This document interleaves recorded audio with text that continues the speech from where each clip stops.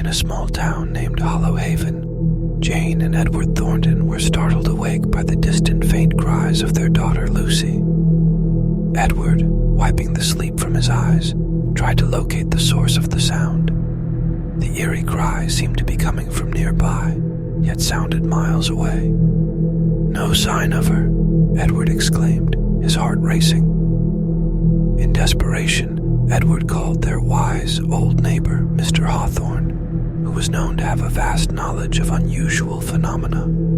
He arrived swiftly, his face serious and contemplative.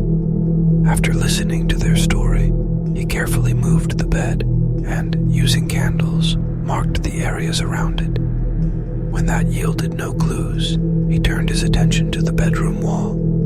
Astonishingly, his hand passed right through it as if it were water. With chalk, he drew a rectangle to demarcate the peculiar space.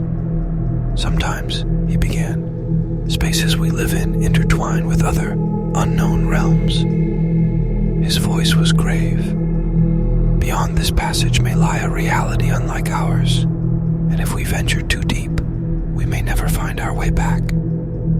Lucy's distant pleas continued, an echoed cry for help. Without hesitation, Edward called out, hoping his voice would guide Lucy back.